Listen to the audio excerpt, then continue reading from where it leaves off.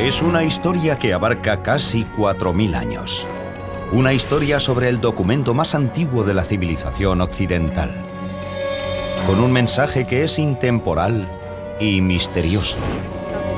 El libro egipcio de los muertos es la guía de los egipcios para la otra vida y puede ser el primer documento religioso del mundo.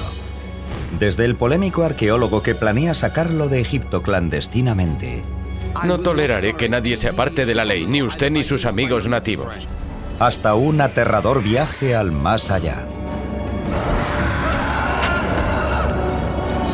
El libro egipcio de los muertos es tan antiguo como la propia civilización. La primera visión del día del juicio final. Un libro que puede dar respuesta a las preguntas fundamentales que se hace la humanidad desde hace milenios.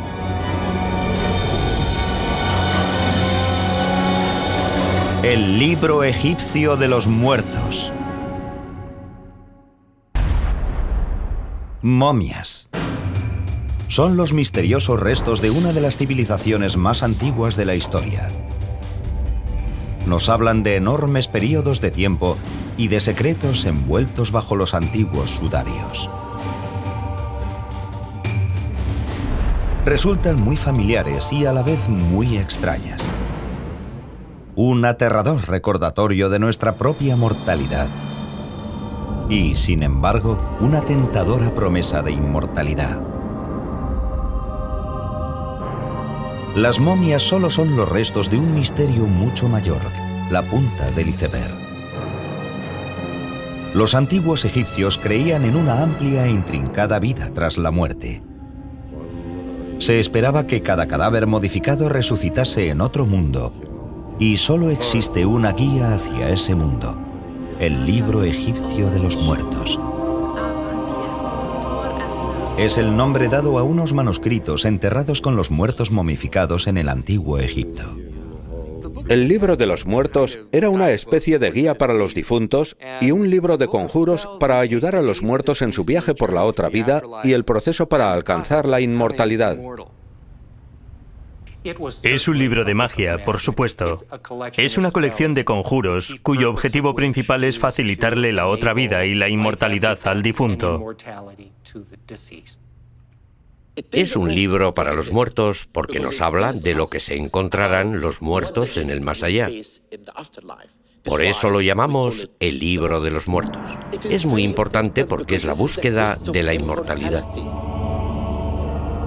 Se ha dicho que a los antiguos egipcios les importaba más la otra vida que la vida en la tierra. Y debió de haber sido así para quienes vivieron en la antigua ciudad de Tebas durante la 19ª dinastía, hace más de 3000 años. Vamos a hablar de un egipcio que en los anales de la historia solo figura como Ani.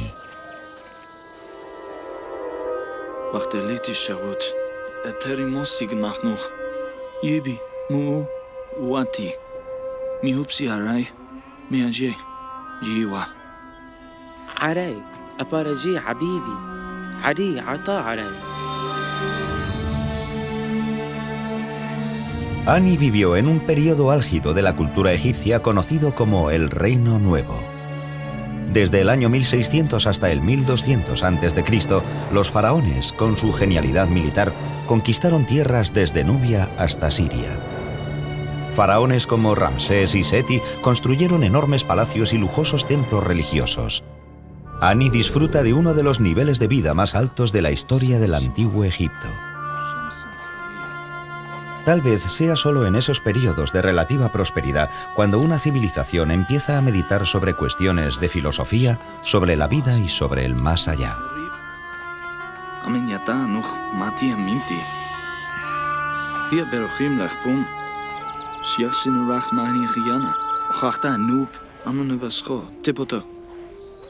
El registro histórico nos deja claro que la otra vida debió de haber tenido un gran peso en la mente de Ani. La idea de fallecer sin una preparación adecuada para la otra vida podía poner en peligro las posibilidades de ir al paraíso eterno.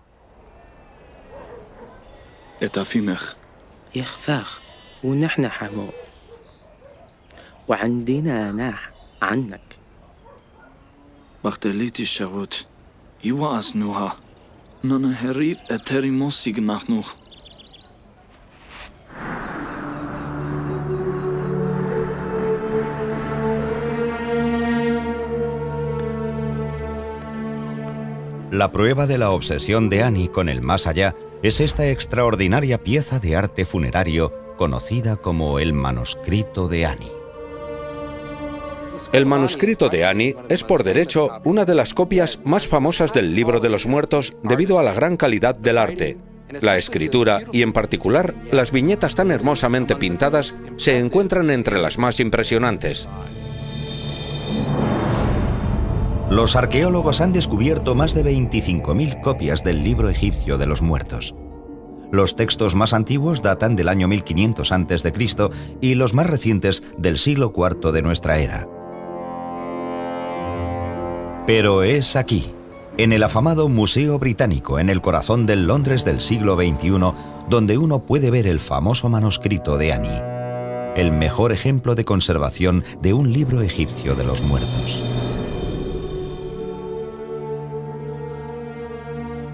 Pintado en el año 1250 a.C. aproximadamente, contiene 65 conjuros mágicos y plegarias y más de 150 ilustraciones a color.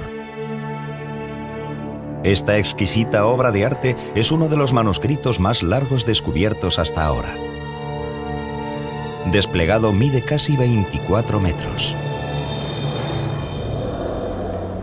Pero el modo en el que el museo se hizo con esta obra maestra está lleno de intriga y de polémica.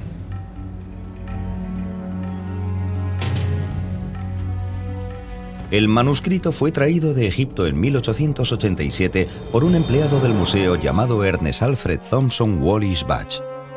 Fue un autor prolífico y escribió más de 100 libros sobre egiptología, la mayoría de los cuales se sigue vendiendo. Publicó algunas de las primeras traducciones de textos egipcios importantes. Coleccionó miles de objetos que han sido reconocidos como algunos de los mejores ejemplos de arte antiguo. Sin embargo, hay quien dice que Budge era un erudito de segunda fila, un mal arqueólogo y un ladrón cultural que adquiría antigüedades por cualquier medio posible. Estaba allí dedicándose al robo y al pillaje, básicamente. La gente emplea juicios culturales que están totalmente fuera de lugar. En su época, el hecho de que se llevase materiales de culturas antiguas era muy normal. Desde un punto de vista moderno, no se le puede considerar un ladrón cultural. No es como se veía eso en aquellos tiempos, aunque por otro lado lo que hacía era casi ilegal. Yo creo que era un ladrón, porque uno puede ser honrado toda la vida, pero si un día roba algo, pasa a ser un ladrón. Aunque Budge es polémico hoy en día, en su época fue un respetado traductor y uno de los mejores conservadores del Museo Británico. En el otoño de 1887 lo enviaron a Egipto a recoger objetos.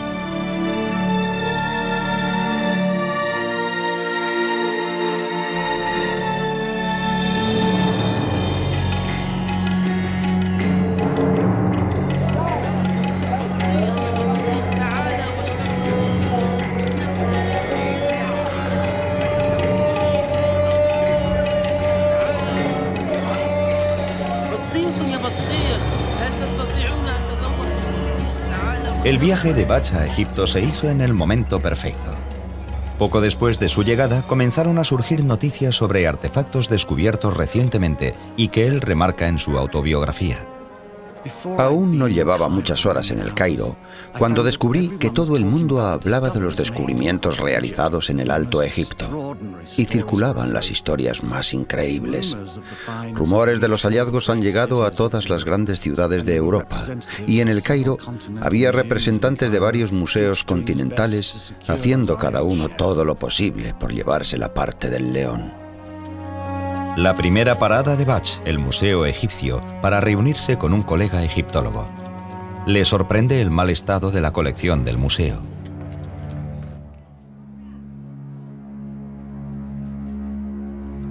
Este escarabajo le tenía que conceder la inmortalidad a su dueño. En este lugar sería una suerte que el escarabajo durase 6 meses. Egipto no tiene los recursos que tienen los grandes museos europeos, señor Bach. Pero al menos podrían limpiar el polvo. Al menos podrían evitar que el agua dañase los tesoros. Esperamos que el nuevo director ayude a que todo eso cambie. El famoso Monsieur Grevaux. Supervisando la recuperación y conservación de todos los artefactos egipcios, se encuentra con el nuevo director de antigüedades coloniales, un francés llamado Eugène Grevaux. Monsieur Grevaux arguiría que el Museo Británico no es más que otro ladrón que se lleva la herencia de Egipto clandestinamente. Típico siendo francés.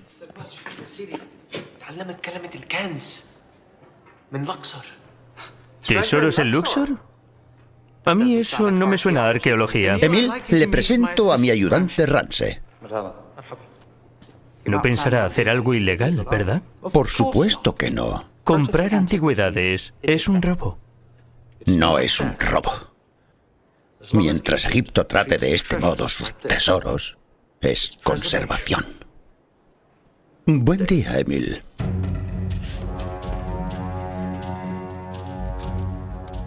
Hoy en día, Ernest Wallis Bach tiene mala reputación. Pero en 1887 le interesaba menos su reputación que llegar al presunto nuevo descubrimiento. Desde su base, en el Cairo, hay 720 kilómetros hasta Luxor siguiendo el Nilo. Bach está decidido a llegar hasta el tesoro antes que otros coleccionistas. Su instinto competitivo le es muy útil, ya que entre los artefactos hay una ventana a otro mundo, a uno que el hombre moderno no ha visto nunca.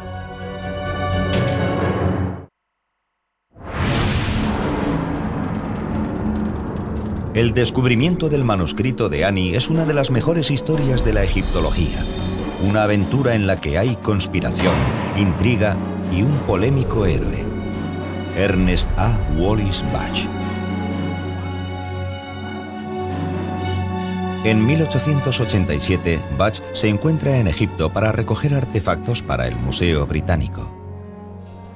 He recibido información de un nativo de Egipto sobre que en Tebas se han realizado descubrimientos muy importantes. Me ha dicho que han descubierto una tumba en la orilla oeste del Nilo, que es la mejor de cuantas él ha visto, y que en ella hay varios rollos de papiros.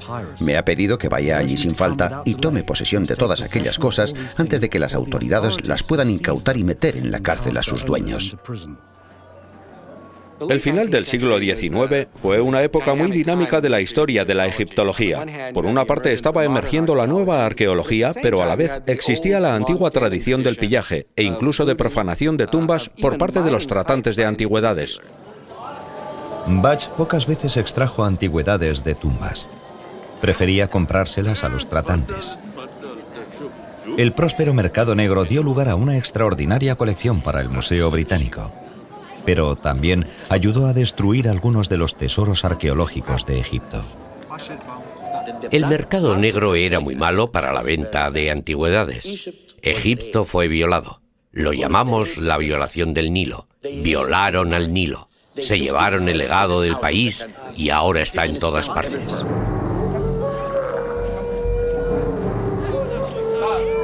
El ayudante de Bach lo llevó a un tratante de antigüedades del mercado negro, donde le dan un intrigante artefacto que había sido encontrado en Luxor. Protege a los débiles de los fuertes y oye el llanto del que está encadenado. En 1887, Bach es uno de los pocos occidentales que sabe leer jeroglíficos. Es auténtico, ¿sí? Sí, yo diría que es muy auténtico. Es una descripción de Ra, el dios Sol. Es de la 18ª dinastía. Me atrevería a decir que es de una copia del Libro de los Muertos. Yo lo llamo la Biblia de los egipcios. Es el texto religioso más antiguo del mundo. No será más antiguo que la Biblia. Oh, sí que lo es. De hecho, esta parte parece ser lo que llaman confesiones negativas. Es una lista de pecados que uno no debería cometer. La verdadera fuente de los 10 mandamientos. Mahmoud. Sí. ¿Es esta la única pieza de papiro? Oh, no. El hombre que lo encontró, el que encontró el manuscrito, lo cortó en trozos pequeños como ese para vendérselos a los coleccionistas. No tengo más. ¿Pero es del nuevo descubrimiento? Sí, puedo pedir que traigan al hombre que lo encontró. Está en Luxor. El problema del mercado negro de antigüedades es que la gente acaba robando cosas y sacándolas de su contexto. Es igual de malo si se hizo en el siglo XIX como si se hace hoy. Al hacerlo, se destruye completamente la comprensión que uno pueda tener del objeto. Es un placer como siempre, Mahmoud. Supongo que sigues prefiriendo dinero europeo. Por supuesto, señor Bach. Mañana tendré a un guía esperándole. Es un viaje de 2 días. Estaremos preparados. Bach quiere llegar a los nuevos descubrimientos, pero sabe muy bien que el nuevo director de antigüedades, Eugène Grevaux, pretende llegar allí primero. En 1887, Bach sabe que el rumoreado hallazgo de papiros manuscritos es importante, pero solo ahora se está empezando a comprender el verdadero valor histórico del Libro de los Muertos. Muchos creen que es el ejemplo más antiguo de escrituras religiosas del mundo. Se pueden ver cosas escritas en la Biblia, en el Antiguo Testamento y en el Corán. Y por lo tanto, la religión actual no llega de repente. Hay etapas. El Libro de los Muertos es en realidad la primera etapa del pensamiento humano sobre la otra vida. El Libro de los Muertos tiene sus antecedentes en los textos religiosos más antiguos que tenemos del Antiguo Egipto. Fueron inscritos en las pirámides durante la quinta dinastía alrededor del 2300 a.C. Posteriormente, reyes y nobles egipcios eligen las mismas inscripciones de las pirámides para escribirlas dentro de sus ataúdes. Y ese grupo de textos se conocen como los textos de los sarcófagos.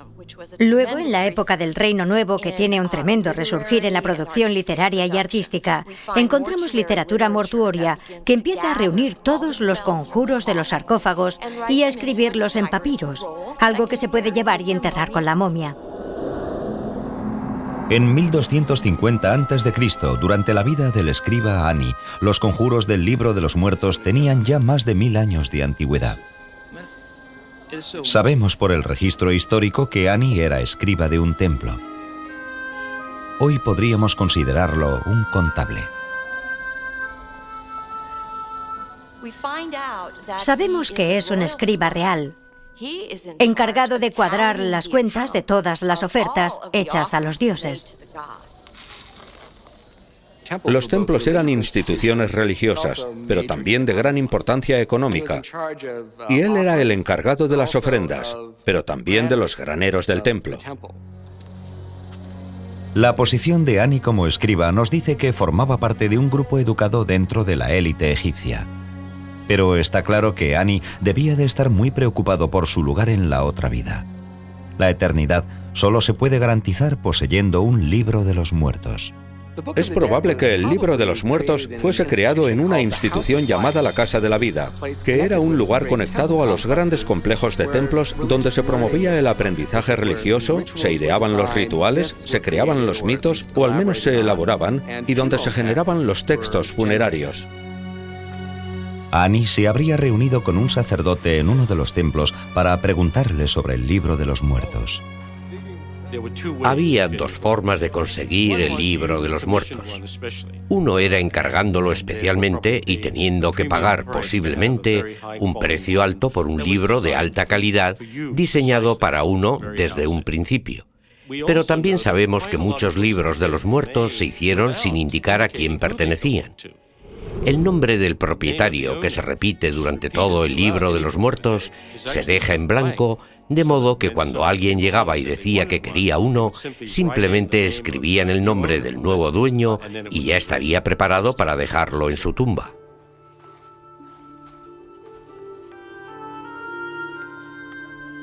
En el Reino Nuevo, los complejos de templos son lugares de culto y de negocios.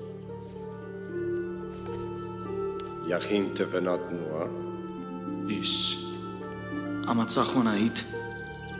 למית הצ'קנו בהר, הצ'ופמוחים. טבחה שופט בורדל.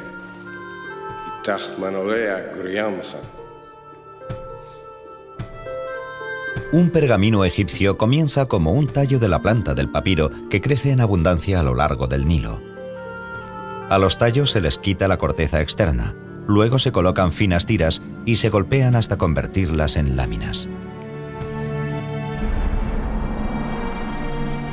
En un clima seco como el de Egipto, el papiro es muy estable y puede durar miles de años sin deterioro alguno. El paso siguiente para crear un libro de los muertos sería escribir los conjuros. La profesión de escriba era una de las más apreciadas en el mundo antiguo. Controlaban los conocimientos, y los conocimientos son poder. Un escriba no llegaba a ser un escriba accidentalmente. Hacían falta años de rigurosa preparación, empezando por pequeños que se enviaban a las escuelas de escribas en los templos o en el Palacio Real. Pasaban años y años para llegar a dominar los miles de símbolos del lenguaje jeroglífico. En el antiguo Egipto, el lenguaje es mágico, tiene el poder de crear. Es muy parecido a la idea del Evangelio de San Juan sobre que en el principio existía el verbo. Existe un principio primordial del lenguaje, que, por supuesto, forma parte de lo que es el libro de los muertos. Su objetivo es crear otra vida llena de dicha. La parte final de la creación del libro de los muertos sería pintar las imágenes individuales o viñetas. Se cree que dichas imágenes tenían un poder mágico, el suficiente para determinar el destino de un hombre.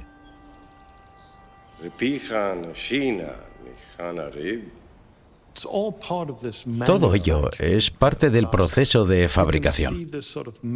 Se puede entrever una especie de producción en serie para confeccionar, para ensamblar un libro de los muertos según lo hubieran pedido.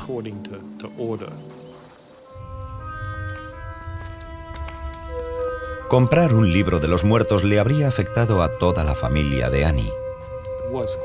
Era muy caro.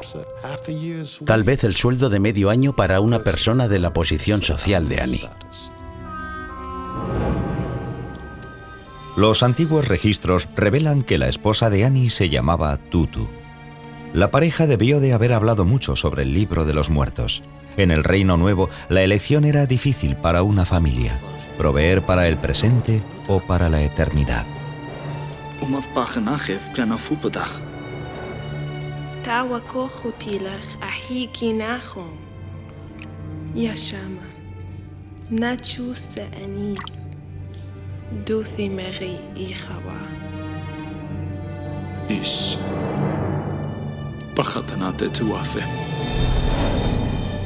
La búsqueda del libro de los muertos por parte de Annie hará su nombre famoso en los tiempos modernos, pero no antes de que Wallis Budge reciba cierta atención por su parte.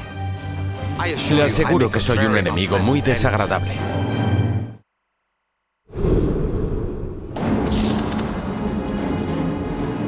Se ha dicho que la del antiguo Egipto era una cultura de muerte. Queda muy poco de la vida cotidiana de los antiguos egipcios, pero sabemos mucho sobre ellos por la gran atención que prestaban a sus tumbas, a sus tesoros, a sus manuscritos e incluso a sus cadáveres momificados.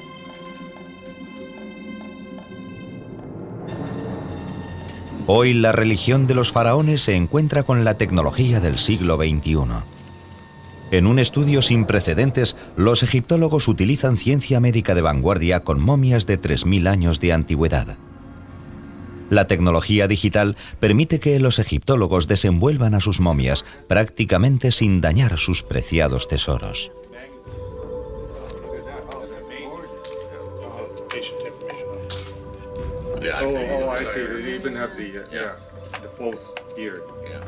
Bajo las envolturas, un amuleto de 2000 años de antigüedad protege al difunto de los peligros del más allá.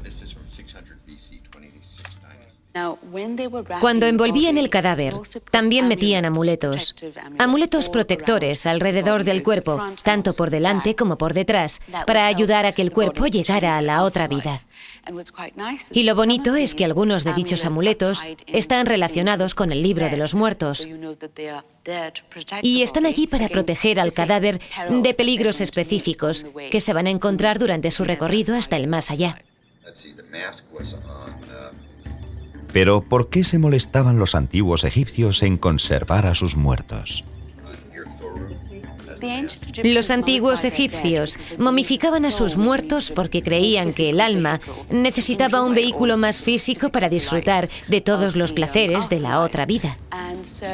Y por eso momificaban los cadáveres, es decir, los conservaban para que el alma pudiese volver a un cuerpo que estaría perfectamente conservado y así poder disfrutar de la comida, la bebida y cualquier otra cosa que la otra vida pudiera ofrecer. Pero momificar un cadáver no era un proceso fácil. Lo que hacían los embalsamadores era retirar todos los órganos internos, los pulmones, el hígado, el estómago y los intestinos. Metían los órganos en vasijas ceremoniales conocidas como vasijas canópicas que luego serían sepultadas con el cadáver. Después se utilizaba un gancho largo para extraer el cerebro por la nariz. Los egipcios no creían que el cerebro fuese un órgano esencial. Se puede ver que el defecto está aquí, por donde entran a través de la nariz, haciendo un orificio en la base del cráneo para extraer el cerebro. Una vez extraído el cerebro, derretían resinas y vertían resina líquida a través de la nariz y movían la cabeza para que el cráneo quedase bañado. Eso se hacía para evitar el crecimiento de bacterias en el cráneo. El corazón era el único órgano que dejaban en el interior del cuerpo. Se consideraba el centro de inteligencia y sentimientos, algo que necesitarían en la otra vida. Lavaban el cadáver, lo secaban utilizando natrón, que es una especie de sal. Lo mezclaban con bicarbonato de sodio y una vez que habían pasado 40 días de disecación, untaban el cadáver con aceites y ungüentos y luego lo envolvían con rituales y una gran ceremonia. Así terminaba la momificación. Después lo enterraban. Pero la momificación solo era el principio de un largo viaje, el viaje del alma del difunto. Y el libro egipcio de los muertos era la única guía hacia una vida de ultratumba.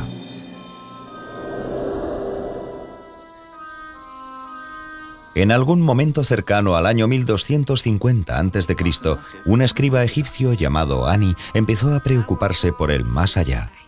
Creía que el libro de los muertos le proporcionaría sosiego. Cuando uno fallece y se va a la otra vida, el camino, el viaje de una a otra, es muy peligroso. Y el espíritu del difunto, antes de renacer para siempre, tenía que pasar una serie de pruebas. Y el libro de los muertos proporciona respuestas y protección contra los peligros del viaje. Se trata de la búsqueda de la inmortalidad. Sin saber lo que hay en el libro de los muertos, el difunto nunca llegaría a la otra vida. Para los antiguos egipcios, lo más importante era la otra vida. El libro de los muertos era caro y la decisión de comprar uno era un proceso difícil y complicado. Había 186 conjuros entre los que elegir, y el manuscrito se producía basándose en las necesidades o en el presupuesto de cada persona. Los sacerdotes del templo ayudaban a cada persona a elegir los conjuros necesarios para la otra vida.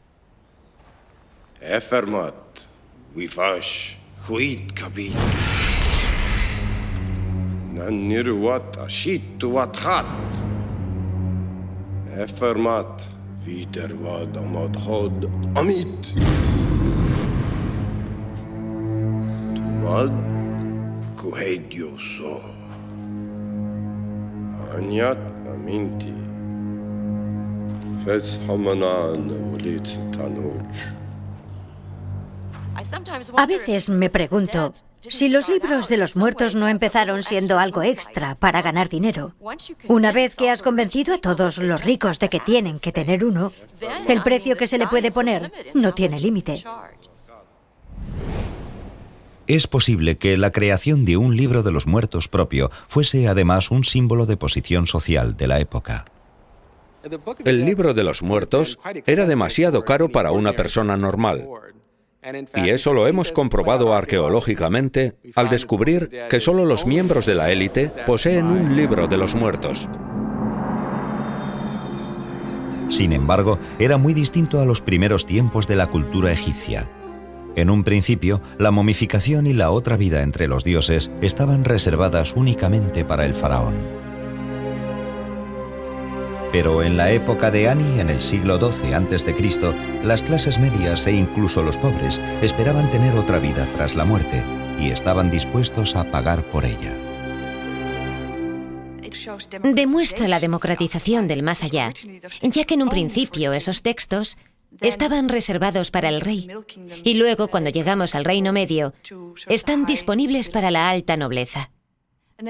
Y cuando llegamos al Reino Nuevo, un grupo mucho mayor tiene acceso a los textos.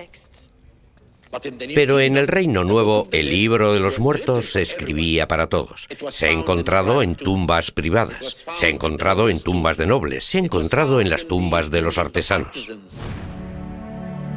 La propagación de la creencia en la otra vida afectó a algo más que a una emergente clase media. Hay quienes creen que el libro de los muertos afectó a las escrituras judías y cristianas. El cristianismo antiguo le debe mucho al antiguo Egipto por su concepto del cielo, y es lógico debido a que la mayoría de los seguidores iniciales del cristianismo eran nativos de Egipto, y cuando se escribían documentos sobre la naturaleza y la esencia del más allá, como esas cosas no estaban escritas en la Biblia en un principio, los antiguos egipcios llenaron los espacios en blanco. La idea de pasar a la otra vida con tus seres queridos en un lugar agradable, en el que puedes hacer lo que quieras, es la misma en el cristianismo y en la religión del antiguo Egipto. Todavía hay quien alega que las imágenes religiosas cristianas tienen una deuda con el libro egipcio de los muertos. Cuando estudiamos la historia del Nuevo Testamento, queda muy claro que, de hecho, la competencia principal para la religión de Jesús era la religión de Isis y de Osiris, y de su hijo, Horus.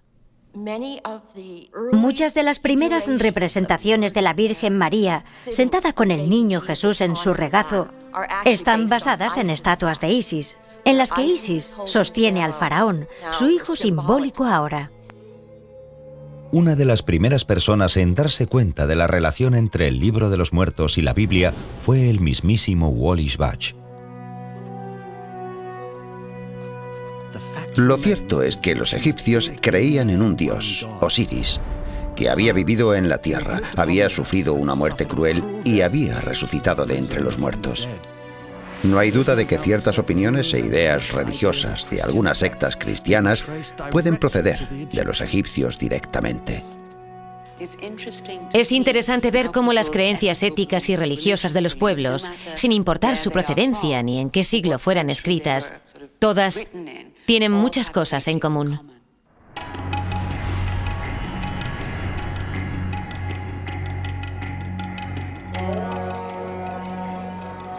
Cuando Ernest Wallis Budge llega a Egipto en 1887, el país está controlado por una coalición europea. Tras una rebelión musulmana en 1882, Gran Bretaña y Francia comparten el control del país y del importantísimo Canal de Suez. Su coalición controlará la política y la economía de Egipto durante décadas. Es una unión precaria, y los hombres como Budge no facilitan la alianza. Budge ha oído rumores sobre un enorme descubrimiento en Luxor, pero sus planes para dar con él lo llevan camino del enfrentamiento con el director francés de antigüedades coloniales, Eugène Grevaux. Señor Budge, ¿Sí? acompáñeme. ¿A usted? ¿De qué se trata? Órdenes del señor Grevaux. Tiene que hablar con usted. Oh, tiene que hablar conmigo. Ramsey, nos vemos delante del hotel mañana a las 9 de la mañana. Monsieur Grevaux había publicado un libro muy bueno sobre la religión egipcia, pero por naturaleza, disposición y preparación era inadecuado para el puesto que le habían dado. Siéntese. Tiene que esperar aquí. ¿Aquí? Y todos los que procurábamos el bienestar de Egipto lamentábamos su nombramiento.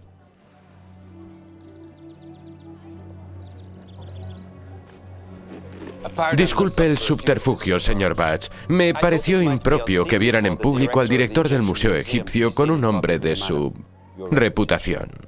Oh, Monsieur Grebot, supongo. Mi reputación y la de mi museo se encuentran entre mis honores más preciados. ¿Le apetece un té? Me temo que tendrá que volver al Museo Británico con las manos vacías, señor Bach. Como guardián de las antigüedades egipcias, debo informarle de que tengo la intención de evitar el saqueo de los tesoros de la nación. Monsieur Grebot, la meta del Museo Británico es la conservación del legado del mundo. Mi antecesor dice que en su viaje anterior salió de Egipto con más de 1.400 antigüedades ilegales. Su antecesor envió casi la misma cantidad al Louvre. Debería saber que es ilegal sacar antigüedades de mi país, señor Bach. Pienso aplicar la ley estrictamente. Cualquier sospechoso de comercio ilegal de antigüedades sufrirá un interrogatorio doloroso, se lo aseguro. Amenazar a los hombres y mujeres que viven aquí no es el modo de ganar su confianza. No necesito su confianza. Necesito su obediencia. Todas las antigüedades pertenecen al Estado y al Museo del Estado. Pero esta gente se ha ganado la vida con las antigüedades durante generaciones. En vez de luchar contra ellos, debería llegar a un acuerdo. Eso le conducirá a hallazgos más importantes. La ley está muy clara. Todas las antigüedades, descubiertas o no, están bajo mi jurisdicción. No toleraré que se aparten de la ley ni usted ni sus amigos nativos. Bien. Lamento que no opinemos igual. No se oponga, señor Bach. Le aseguro que soy un enemigo muy desagradable. No le considero un enemigo. Solo desagradable. Buenos días. Bach sabe que las autoridades francesas lo detendrán si lo descubren comprando antigüedades, pero ha oído rumores sobre un enorme hallazgo de artefactos en la ciudad de Luxor. ¿Y esa cosa me va a llevar hasta Luxor? Bach está dispuesto a arriesgarse a una detención, a la cárcel o a algo peor para conseguir los tesoros.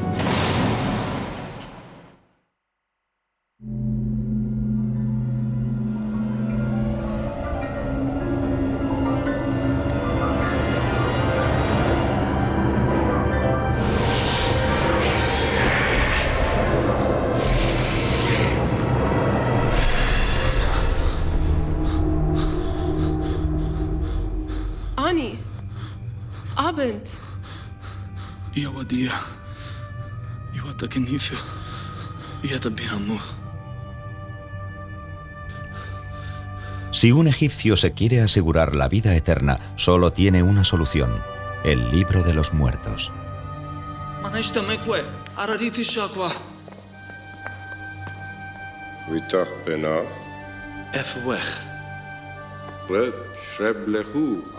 El libro de los muertos era distinto para cada persona que lo compraba. Tenemos hasta 189 capítulos que podrían estar en el libro de los muertos. De hecho, casi nunca se da el caso de que tengamos los 189. Y creemos que los escribas basaban su teología en las preferencias de sus clientes. Tenían mucha libertad de acción en cuanto a la composición del libro de los muertos. Un conjuro o un ensalmo mágico es dicho con el propósito de ayudar al difunto a alcanzar la vida eterna o la inmortalidad tras la muerte. Los conjuros incluidos en el libro de los muertos contenían protecciones contra los demonios que podían atacar al difunto. Incluso hay uno para evitar que fallezca una segunda vez. Los egipcios se enfrentaban a duros trabajos físicos en el más allá, ya que tenían que arar y cultivar los campos de los dioses.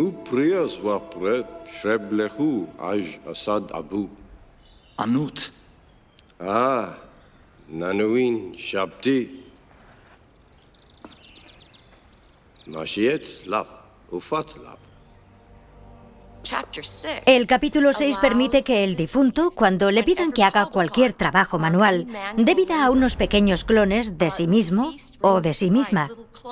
Y ellos hacen todo el trabajo sucio.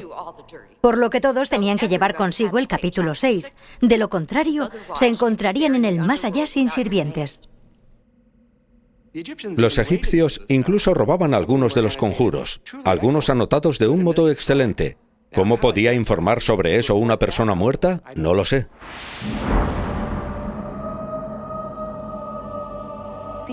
Los egipcios creían que el corazón era el órgano más importante que uno poseía y que era donde vivía el alma. Creían que allí estaba su esencia.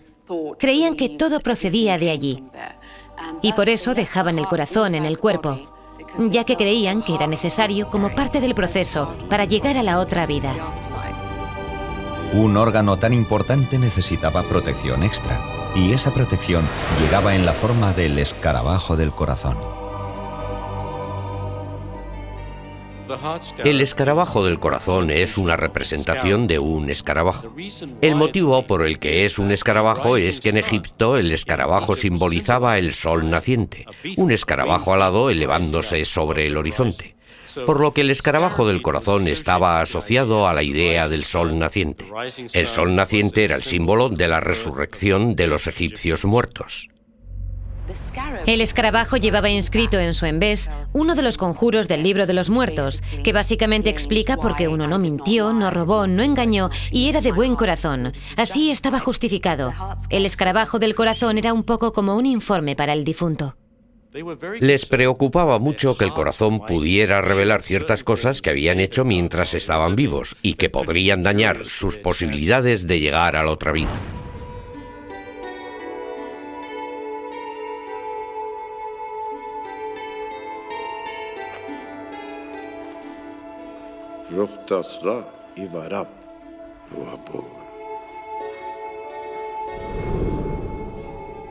Las espléndidas ilustraciones son tan importantes como el texto en el libro de los muertos. Las ilustraciones del libro de los muertos le dan un poco más de fuerza a los conjuros existentes. Por ejemplo, el conjuro contra el escarabajo demonio que le podía devorar a uno tenía una gran representación, y eso le daba una fuerza mágica al conjuro, ayudándole al difunto a vencerle. La creación del manuscrito de Ani pudo llevar meses o incluso más de un año.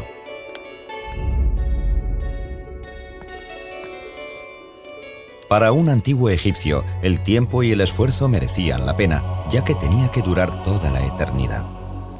Solo podemos imaginarnos la alegría de Ani cuando su manuscrito estuvo finalmente terminado.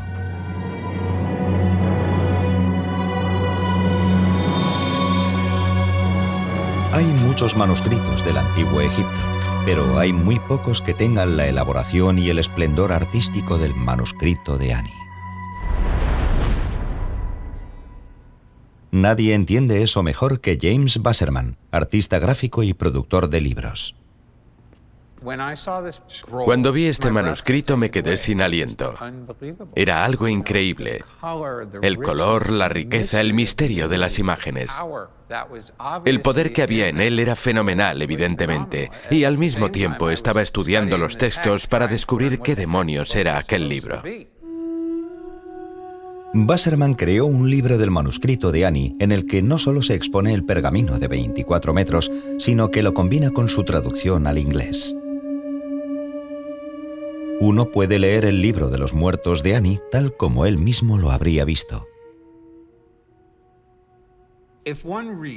Si uno lee, estudia y medita sobre las imágenes y las historias que hay en el libro de los muertos, nota una sensación de orgullo, una sensación de pertenencia. El iniciado pretende aprender y perseverar por medio de pruebas de su carácter moral. Aquí vemos a Ani y a Tutu acercándose a la escena más dramática de todo el papiro, donde el corazón de Ani será puesto en la balanza y sopesado contra la pluma de la verdad de la diosa Maat. Si su corazón es demasiado pesado, será devorado inmediatamente por este monstruo, Amit. be devoured by this monster, Amit.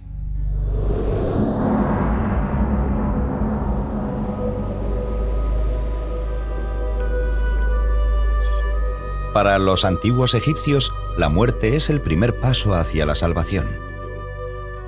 Cuando falleció la esposa de Ani, el manuscrito no fue puesto en su tumba, pero la guiaría a ella también. Un solo rollo servía para unir a una pareja en el campo de juncos.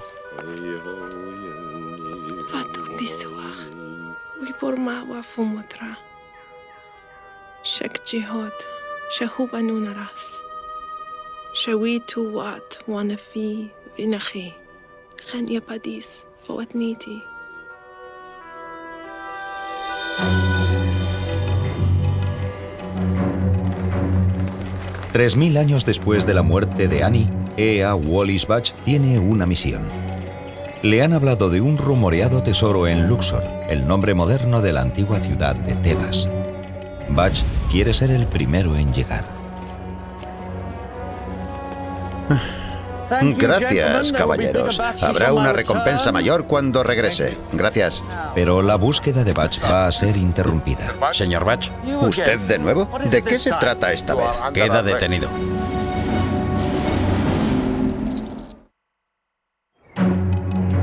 En el Cairo en 1887, el egiptólogo Ea Wallis Budge sale hacia Luxor en busca de un tesoro de antiguos artefactos recién descubierto, pero la búsqueda de Budge es interrumpida. Señor Budge. ¿Usted de nuevo? ¿De qué se trata esta vez? Queda detenido. Por orden de Eugene Grevaux, el nuevo y celoso guardián de antigüedades egipcias que se dirige a Luxor. عوام البوت بتاعت مسيو جريفو عم تغرق ملقوط بالنهر. ماذا؟ غضبان ينادي لك من الشط. Quédese aquí hasta que yo vuelva.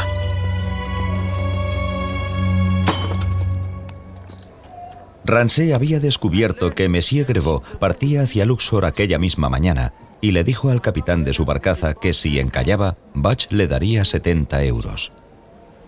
Sí, y se los daré. Buen trabajo, Ramsay.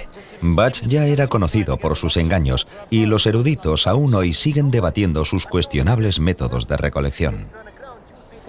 Uno de los problemas de Budge es que no era arqueólogo. No le preocupaban los detalles ni las normas en una época en la que uno podía comprar casi todo lo que quería, por lo que sus métodos de recolección no se consideran muy éticos. Me da la impresión de que Budge, con sus tejemanejes, era mucho más parecido a Indiana Jones que a un anciano erudito que solo quiere estar sentado en la trastienda del Museo Británico. Otros sugieren que los métodos de Budge podían ser necesarios en aquella época. Si tenemos en cuenta el número de antigüedades que se perdieron, se destruyeron, se robaron, tenemos que darle las gracias a un granuja como Budge por tener los medios para sobornar a los funcionarios y recurrir a aquellos subterfugios, porque conservó aquellas cosas. Utilizó su influencia y su erudición en aquella época. Utilizó su presencia y su amistad con egiptólogos extranjeros en Egipto para robar muchas antigüedades, sacarlas del país y llevarlas al Museo Británico. Eso fue injusto. Finalmente, Budge parte hacia Luxor, todavía un paso por delante de su némesis, Grevaux. Se dice que en el tesoro que busca hay varias partes de un libro egipcio de los muertos.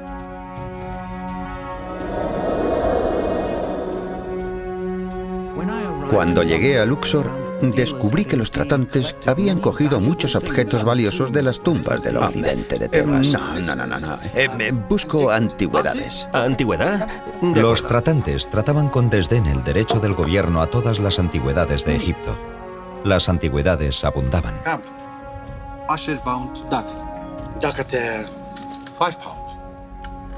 Pero el dinero no.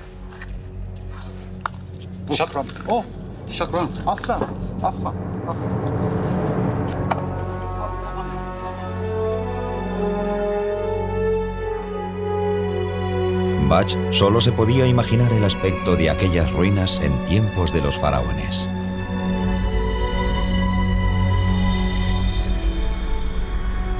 Unos 3000 años antes, cuando Luxor era conocido como Tebas, un escriba llamado Ani encargó su propio libro de los muertos, que le costó el salario de medio año. No tardará en ponerse a prueba su valor para él en la otra vida.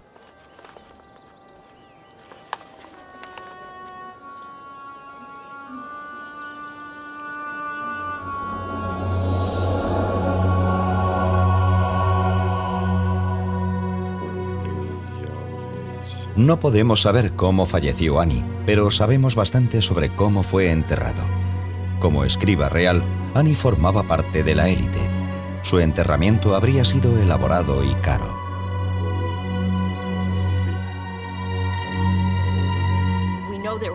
Sabemos que había distintas gamas de precios para la momificación.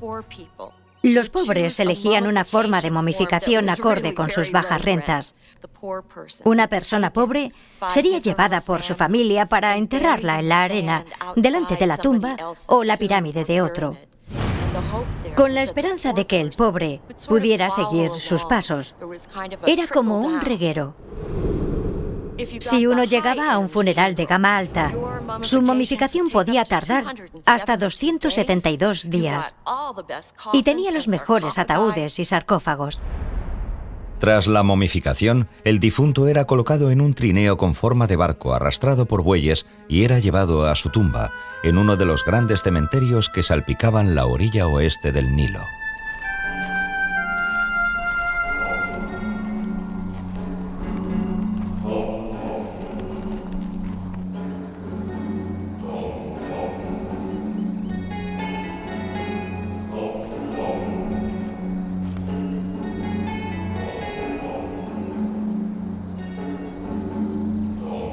Las ilustraciones de los funerales egipcios no solo muestran a una apesadumbrada familia, sino a músicos, bailarinas, sacerdotes y dolientes profesionales.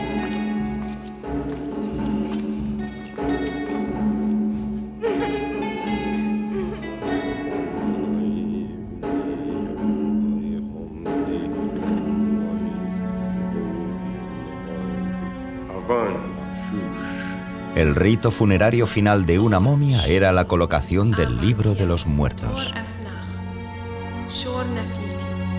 Ahora el difunto tiene todo lo necesario para su viaje hacia un nuevo y misterioso mundo.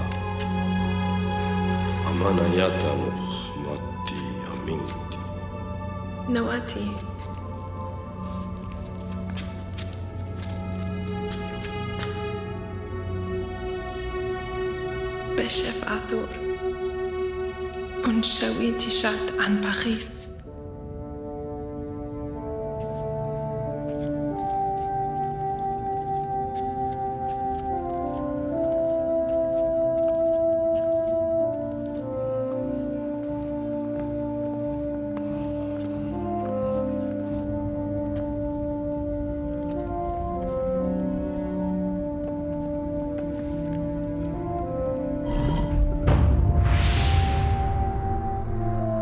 Los faraones del antiguo Egipto están enterrados en elaboradas tumbas. Desde las primeras pirámides construidas 2600 años antes de Cristo al famoso Valle de los Reyes, donde fueron enterradas generaciones de familias reales durante 5 siglos. Pero la élite y la clase media del antiguo Egipto tenían sus propios cementerios y sus tumbas individuales.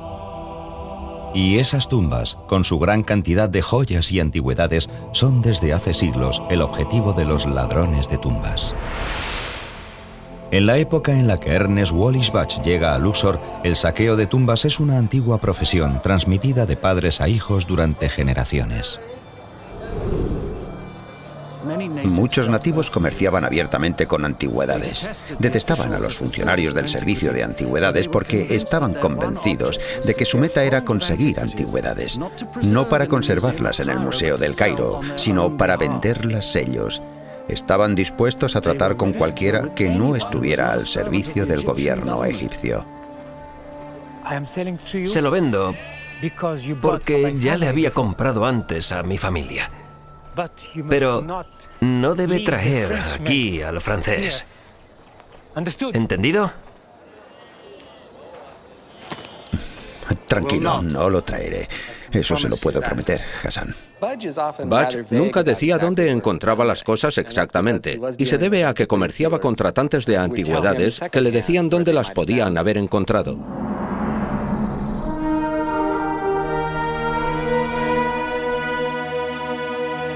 Es muy probable que llevasen a Budge a Kerna, en la orilla oeste del Nilo, muy cerca del Valle de los Reyes. Allí, los habitantes habían construido su hogar encima de un cementerio de nobles que fueron saqueando sistemáticamente durante el siglo XIX. Estos son los mejores tesoros. 19ª dinastía. Sí, tal vez pueda darle un buen precio. Hassan, ¿cuánto quiere por todo? 300 euros. Hecho. ¿Puedo mirar eso? Es basura. Tesoros rotos, no es nada. Lléveselo.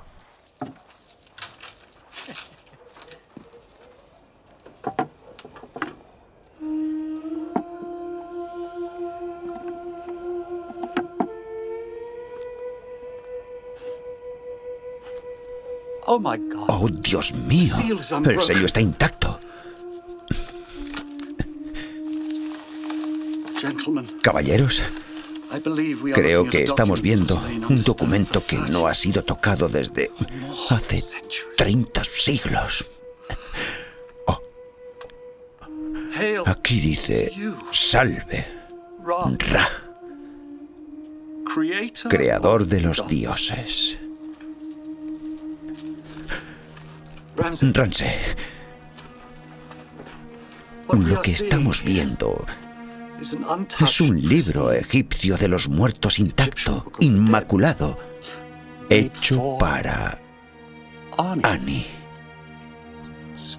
escriba del faraón.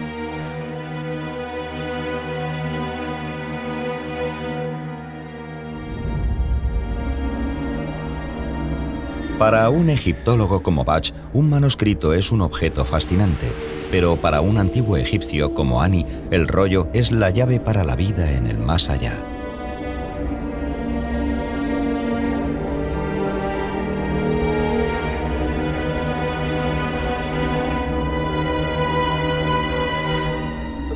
Los egipcios creían que la otra vida era un lugar peligroso, y es probable que simbolizara la crisis de la muerte.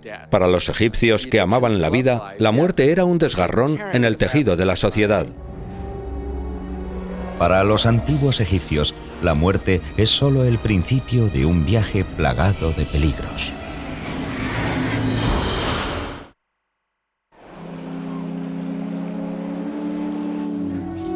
En 1887, Sir Ernest Wallis Budge está en Egipto en busca de antigüedades para el Museo Británico, y durante un viaje a Luxor, donde se encontraba la antigua ciudad de Tebas, descubre el rollo de Ani, de 24 metros de largo. Lo que estamos viendo es un libro egipcio de los muertos intacto, inmaculado, hecho para Ani. En el antiguo Egipto se enterraba una copia con la momia como guía hacia la vida de ultratumba. Los egipcios creían que tras la muerte las personas se despertaban en el bajo mundo o Duat. Y era en ese misterioso lugar donde el difunto se enfrentaba a una serie de retos y de luchas. El mayor reto era superar y no ser derrotado por las fuerzas demoníacas que vivían en la otra vida y que amenazaban tanto a los dioses del bajo mundo como a los propios difuntos.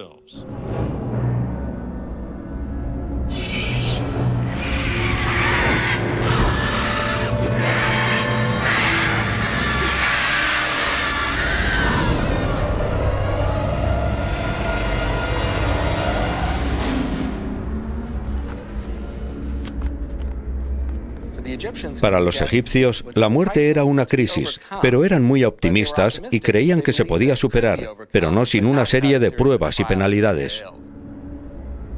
Parte del Libro de los Muertos ilustra un mundo peligroso en el que el difunto es amenazado por seres aterradores. Cuando se utilizaban jeroglíficos en un libro mágico como el Libro de los Muertos, se volvían mágicamente activos. Se puede comparar a un videojuego en el que haya que pasar por una serie de episodios.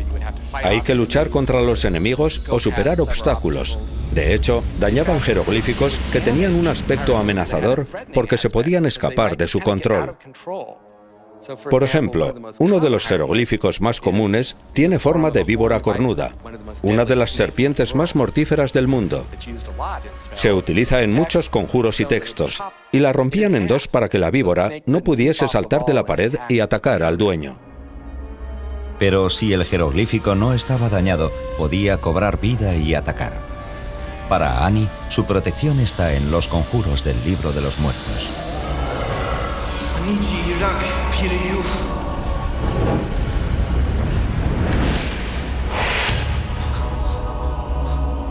Pero en la otra vida egipcia también hay aliados.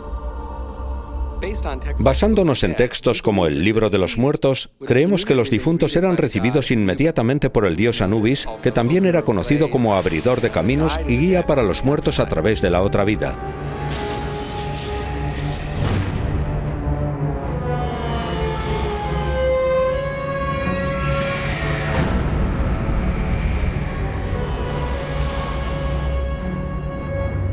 Anubis es un dios muy prominente en el bajo mundo y también en lo relacionado con la momificación y el ritual funerario de los muertos.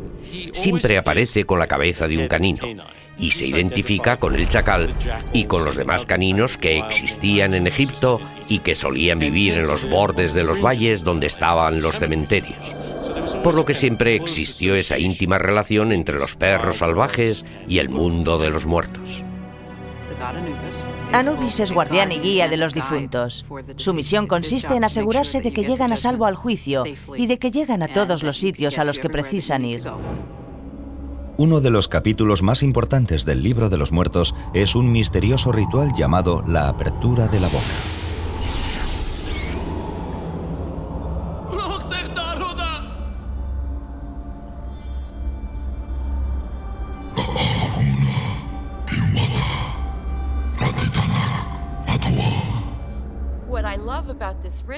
Lo que me encanta de este ritual es que no solo les abrían la boca simbólicamente, sino también los ojos y los oídos, que es en realidad una afirmación filosófica.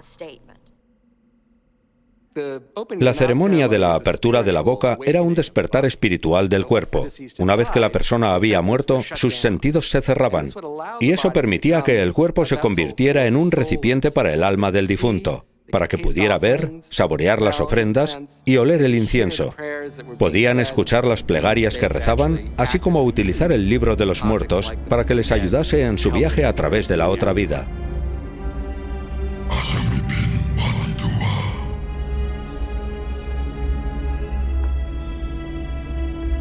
El muerto tenía una meta a la que llegar en el bajo mundo: llegar al campo de juncos o campo de las ofrendas, un lugar de dicha en el que podía vivir toda la eternidad.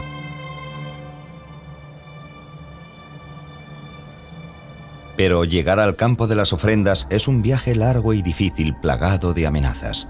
Cualquiera de ellas puede poner en peligro la posibilidad de que Annie llegue al paraíso. En 1887, Ernest Wallis Budge está en Luxor y solo un paso por delante de las autoridades egipcias y francesas. Está claro que sus poco ortodoxos métodos dan resultados, pero le crean poderosos enemigos. Mira esto, Rance. Más de 3000 años y los colores del manuscrito aún brillan. Es casi como si todavía estuviera vivo. Sí. ¿Son así todos los libros de los muertos? No, y he visto unos cuantos. Este descubrimiento solo se da una vez en la vida, o en varias vidas. Tenemos que asegurarnos de que llegue a casa a salvo.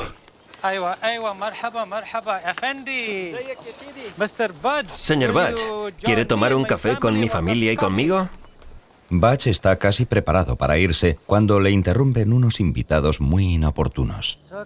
Café turco para todos los trabajadores. ¿Café? ¿Café? ¿Café? No, gracias, señor Bach. Estoy demasiado ocupado deteniendo a ladrones de antigüedades. Omar, dígales que confisquen todos estos artículos. Eso me pertenece. Esto le pertenece a la nación de Egipto y usted irá a la cárcel. Ya hemos detenido a los otros ladrones de tesoros de este barrio, pero parece que hemos dejado lo mejor para el final.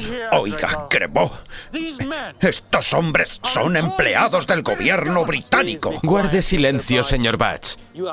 Me ha dejado en ridículo una vez, pero no volverá a repetirse. Asegúrese de que la caravana esté cargada por la mañana y lista para salir hacia el Cairo.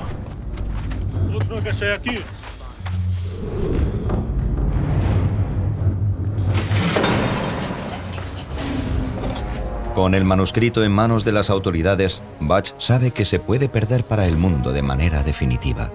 O algo peor, robado y recortado en forma de recuerdos en el mercado negro. Los métodos de los que Bach es partidario pueden ser ahora la destrucción de su mayor descubrimiento.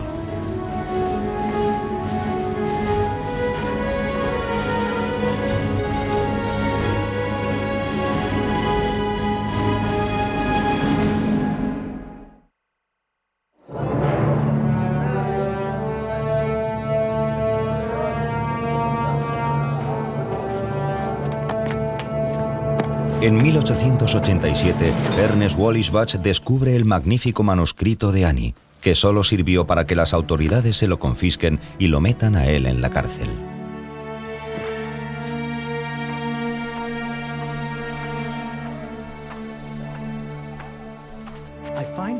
Me encuentro en una situación muy difícil.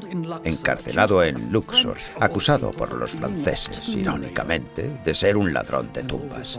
Y todo ello tras haber realizado el que tal vez sea el mayor descubrimiento de mi carrera. Un antiguo rollo funerario que perteneció a un escriba llamado Annie, de vivos colores y lleno de fantásticas imágenes de miles de años de antigüedad. Creo que puede tratarse de la primera vez que un hombre haya expresado sus creencias espirituales por escrito. Un verdadero gran descubrimiento. Por supuesto, necesito tiempo para estudiarlo, para poder entender su significado. Lo triste es que posiblemente no vuelva a caer en mis manos.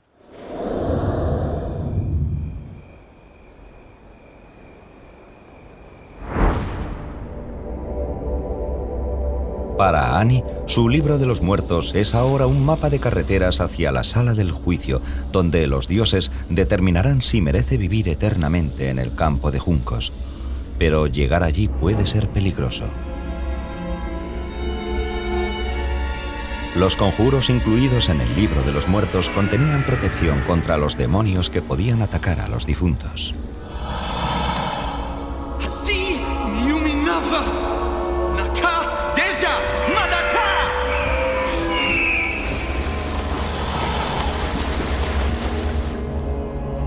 Un conjuro era una protección contra un escarabajo gigante llamado Asharu que podía devorar al difunto. El bajo mundo es un extraño lugar. Los egipcios lo consideraban un enfrentamiento con el caos. Tras la creación se creó una isla de orden justo. Pero una gran parte del universo sigue sin crear y en estado caótico. Y por lo tanto, irracional.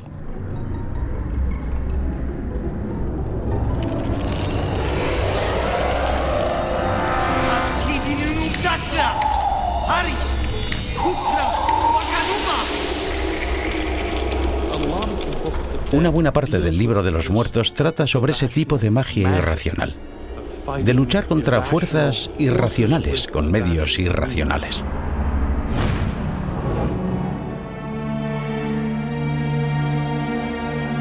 Tres 3000 años después, en 1887, el manuscrito de Annie se encuentra en manos de las autoridades y Ernest Wallis Bach tiene obstáculos propios que superar.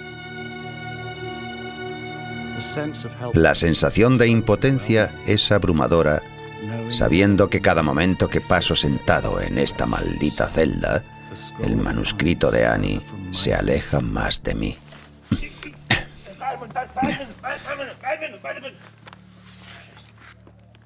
بادج الإنجليزي وحسام السارق أنتما حران انطلقا من هنا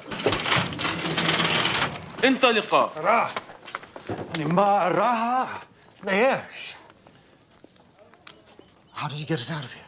أنا ما شفتك. بخشيش.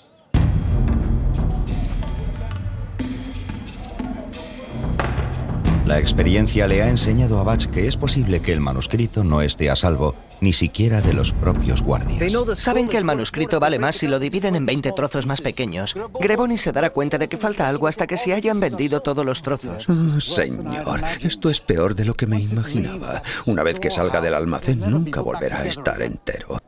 ¿Alguna idea? Me he dado cuenta de algo. Ese hotel. El almacén está construido contra su pared. La reputación de Butch siempre ha estado en entredicho. Incluso entonces era famoso por lo que hacía para poder conseguir cosas para el Museo Británico. En su autobiografía, Butch revela cómo fragua un plan. Entre las casas que estaban selladas y vigiladas, había una pequeña que colindaba con la pared del jardín del viejo Hotel Luxor. La casa era una fuente de considerable ansiedad para mí, ya que en ella estaba almacenado el papiro de Annie. Mi única esperanza era hablar con el director del hotel. Ya veo que los tesoros de Egipto están a punto de ser destruidos, o como mínimo de ser enviados a Francia, todo debido a un desafortunado malentendido con Monsieur Grébeau. Sin embargo, podemos salvar el tesoro. De hecho, algunos pequeños tesoros pueden incluso llegar a las paredes de su hotel, y solo sería necesario llegar a un acuerdo concreto. ¿Qué clase de acuerdo? Butch contrata a varios hombres de la localidad para abrir un túnel en la pared del hotel hasta el almacén donde se encuentra el manuscrito de Annie. Es asombroso lo rápido que trabajan. Estos hombres han estado extrayendo tesoros de las tumbas bajo sus casas durante siglos. La pared de un hotel de 50 años no significa nada para ellos. Faltando solo una noche para que las autoridades se lleven el manuscrito de Annie, ¿será suficiente el plan de Butch o se perderá para siempre su gran descubrimiento?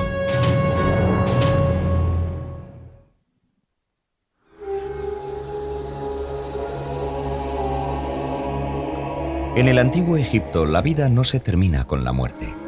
De hecho, los antiguos egipcios creían que la muerte era solo el principio de un largo y arduo viaje. Un viaje que podrá acabarse con la salvación o la aniquilación. Annie espera que su libro de los muertos lo lleve a una vida en el paraíso, pero aún tiene que superar muchas pruebas y puede ocurrir cualquier cosa.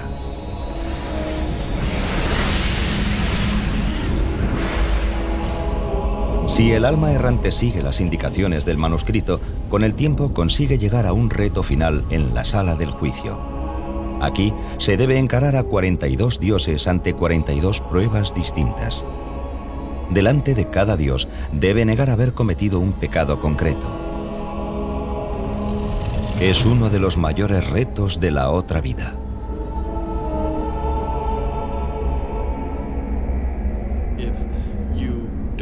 Si no sabes las respuestas correctas, las cosas correctas que debes decir en ese momento, se supone que no vas a poder pasar por esa puerta con éxito hacia la vida siguiente.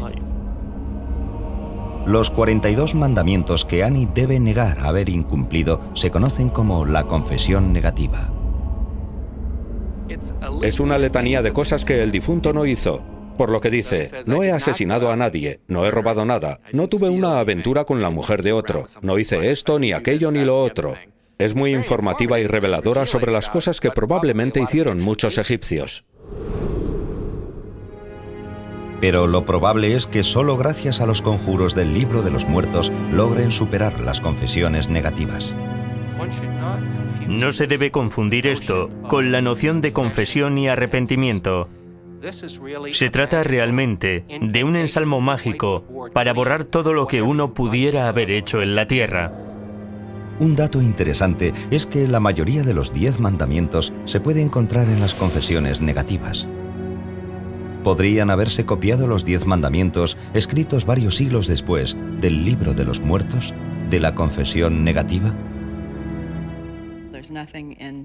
En el libro de los muertos no hay nada que diga que solo hay un Dios. No hay nada que diga que se debe venerar a un solo Dios. Sin embargo, casi todos los 10 mandamientos, las cosas que prohíben los 10 mandamientos, aparecen en el libro de los muertos. Egipto fue el hogar de Moisés. Es fácil ver los distintos modos en los que el libro de los muertos y la cultura egipcia han influido en la Biblia. Tanto si las confesiones negativas son el origen de los 10 mandamientos como si no lo son, los egipcios creían que una persona debía haber llevado una buena vida. Hay muchos dioses que dirían, ¿qué hiciste? Es casi igual que hacer un examen. Le harían distintas preguntas al difunto para saber si había hecho algo malo. Tienes que abrir todas las puertas. Y no es fácil pasar por esas puertas. Estaban guardadas, con grandes escorpiones. Y tienes que responder a las preguntas o te comen. Ani se encara a cada dios detallado en el libro de los muertos.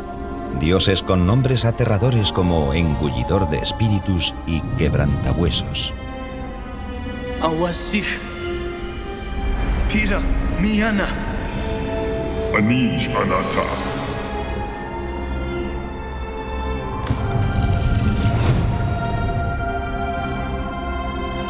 Con cada respuesta correcta del libro de los muertos, Ani avanza a través de las puertas.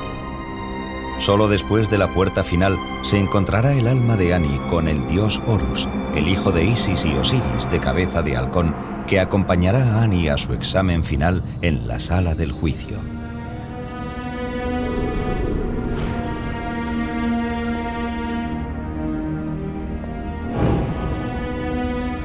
El momento decisivo del libro egipcio de los muertos se conoce como pesar el corazón. Los antiguos egipcios preveían que les esperarían muchos retos en el más allá. Uno de los más importantes era superar con éxito el juicio ante el tribunal de Osiris y que los declarasen dignos de ser uno de los dichosos muertos.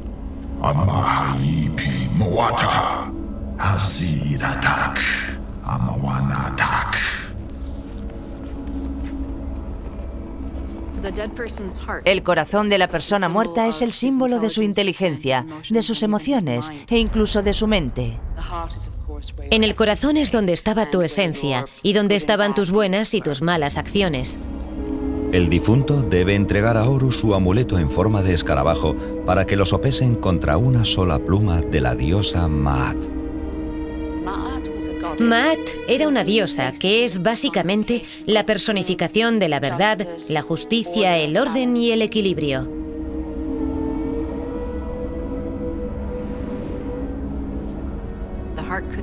El corazón no podía pesar más que la verdad, pero tampoco podía pesar menos. Tenía que pesar lo mismo. Lo interesante es que esas frases todavía existen en nuestro lenguaje y se oye decir que alguien tiene el corazón pesado o el corazón ligero. Ningún difunto se quería ver atrapado confiando solo en la pureza de su corazón. Por eso el libro de los muertos, con los conjuros apropiados, supone la diferencia. Te ayuda a pasar por los pelos. Pero existe la posibilidad de que no pases la prueba.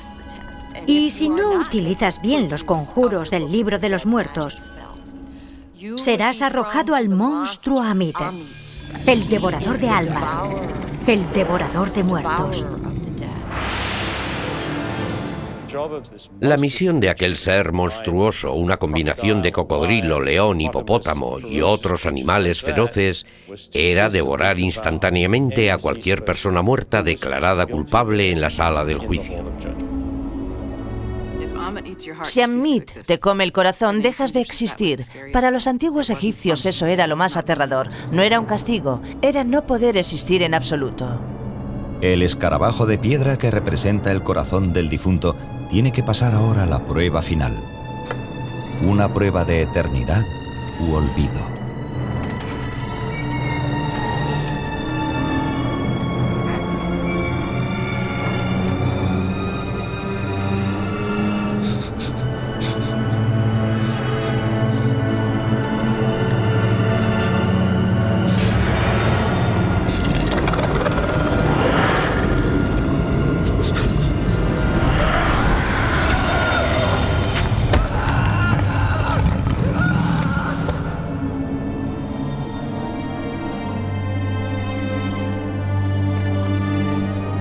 Cuando Annie llega a la sala del juicio, sabe que casi se han terminado las pruebas en la tierra de los muertos. A Annie solo le queda una prueba, la que determinará su destino para toda la eternidad.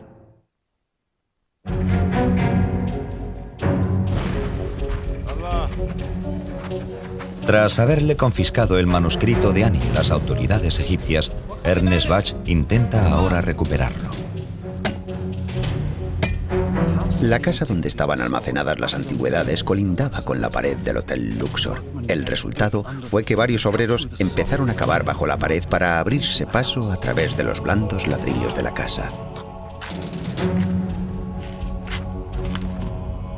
Le digo que he oído algo. Nadie podría entrar estando nosotros vigilando. Asegúrese de que la caravana esté cargada y lista para mañana por la mañana.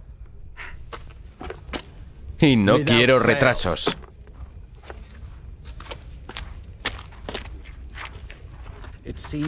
Parecía imprudente confiar demasiado en el silencio de nuestras operaciones y por lo tanto decidimos dar al policía y a los soldados una cena, ya que estaban hambrientos y sedientos. Caballeros, me temo que me han ordenado volver a Inglaterra. Muchos echarán de menos sus pequeños regalos. Oh, amigo mío, no tiene importancia. Bach era un personaje muy extraño. Tiene un lado bueno y un lado malo. Su lado bueno son sus publicaciones. Su lado malo es que le robó a Egipto. Y, caballeros, me gustaría ofrecerles una pequeña cena en representación de mi gratitud y mi amistad. ¿Ramsey? Eat well, gentlemen.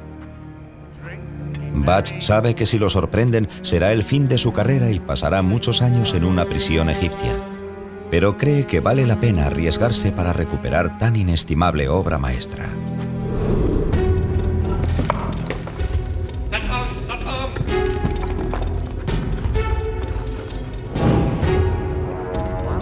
Mientras cenaban alegremente, entraron en la casa uno detrás de otro y sacaron pieza por pieza, caja por caja, todo lo que tenía un mínimo valor comercial. De ese modo salvamos el papiro de Annie. 3000 años antes, Annie cree que el libro de los muertos es inestimable para él. Es su única guía para superar la prueba cuando le pese en el corazón y conseguir entrar en el paraíso eterno. Ibimuati, Mikusi Arideshawa, Mirioka, Arimaba, Irimaki, Midushi, Digarik, Arai, Agasnata.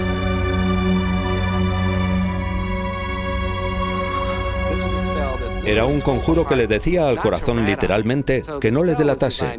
El conjuro estaba ideado para que el corazón no dijera, tuviste una aventura con la esposa de otro, o robaste.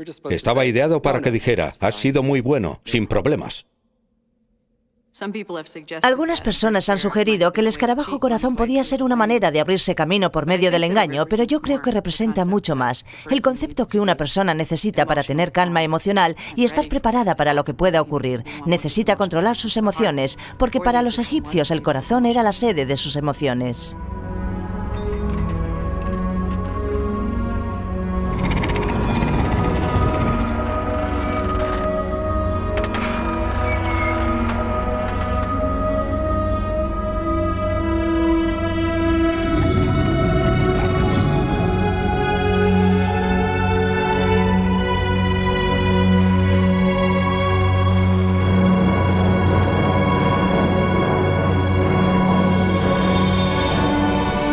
El rollo de Annie ayuda a su dueño a superar finalmente la prueba del corazón en la gran sala del juicio.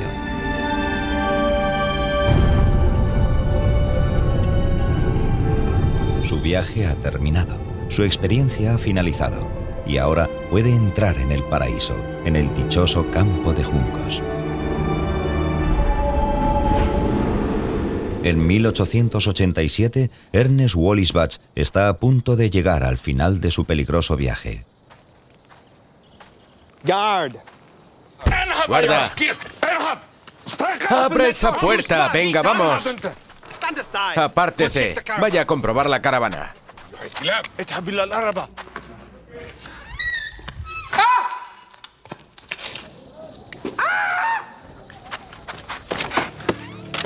Ha desaparecido. Ha desaparecido todo.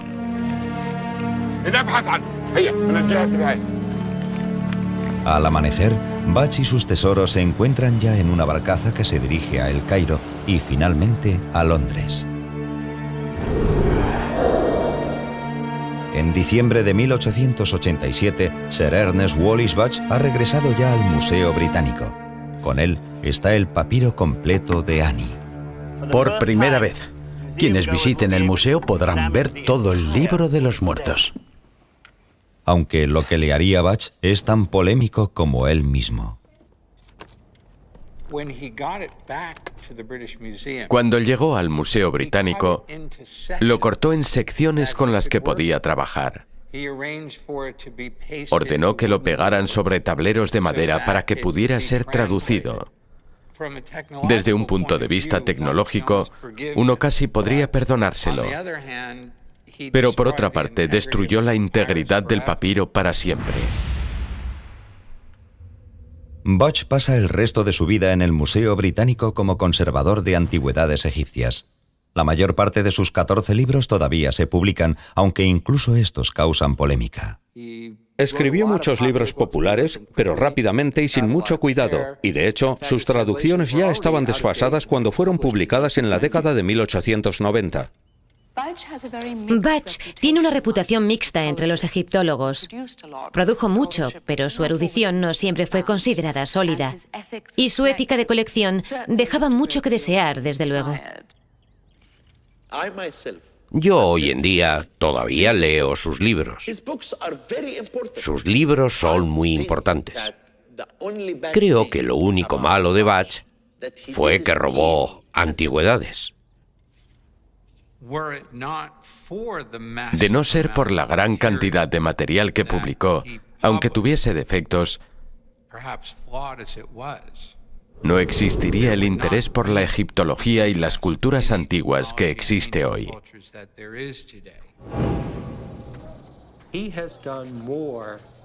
Hizo más para popularizar el libro egipcio de los muertos, para popularizar la noción de la otra vida egipcia, que cualquier otro erudito, que cualquier otro texto que se haya publicado.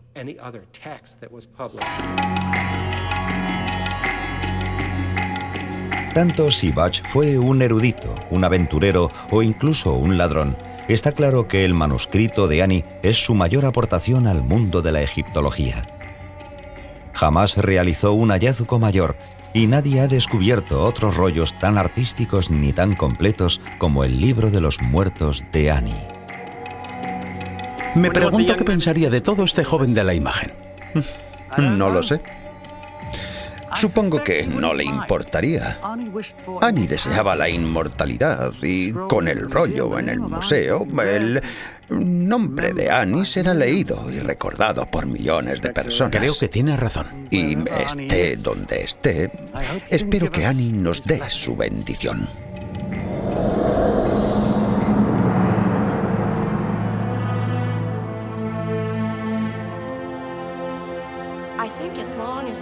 Creo que mientras los humanos tengamos preguntas sobre el significado de la vida y de la muerte, el libro de los muertos va a seguir teniendo bastante relevancia.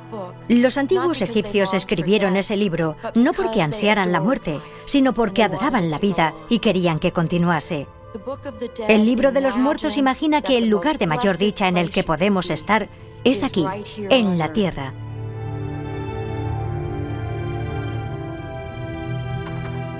El libro egipcio de los muertos es sobre todo una guía para los vivos, una guía sobre cómo se debe vivir en la tierra, una vida de moralidad y ética para poder llegar a la otra vida.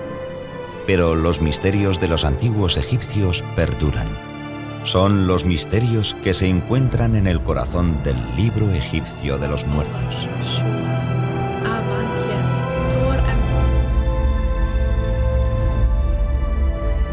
Y esos misterios de vida, de muerte y del más allá perduran eternamente. misterios que solo se pueden comprender por medio de la fe, la esperanza, por obra de la imaginación y del corazón.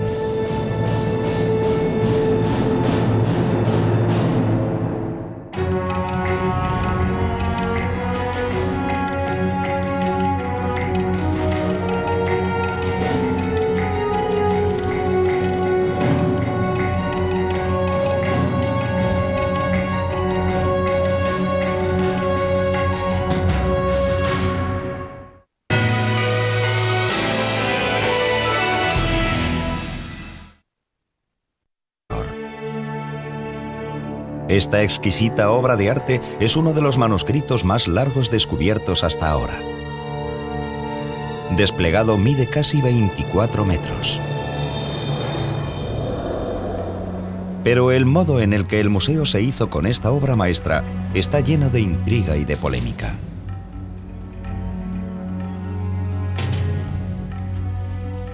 El manuscrito fue traído de Egipto en 1887 por un empleado del museo llamado Ernest Alfred Thompson Wallis Budge. Fue un autor prolífico y escribió más de 100 libros sobre egiptología, la mayoría de los cuales se sigue vendiendo. Publicó algunas de las primeras traducciones de textos egipcios importantes. Coleccionó miles de objetos que han sido reconocidos como algunos de los mejores ejemplos de arte antiguo. Sin embargo, hay quien dice que Budge era un erudito de segunda fila, un mal arqueólogo y un ladrón cultural que adquiría antigüedades por cualquier medio posible. Estaba allí dedicándose al robo y al pillaje, básicamente. La gente emplea juicios culturales que están totalmente fuera de lugar. En su época, el hecho de que se llevase materiales de culturas antiguas era muy normal. Desde un punto de vista moderno, no se le puede considerar un ladrón cultural. No es como se veía eso en aquellos tiempos. Aunque, por otro lado, lo que hacía era casi ilegal. Yo creo que era un ladrón. Porque uno puede ser honrado toda la vida, pero si un día roba algo, pasa a ser un ladrón. Aunque Budge es polémico hoy en día, en su época fue un respetado traductor y uno de los mejores conservadores del Museo Británico. En el otoño de 1887 lo enviaron a Egipto a recoger objetos.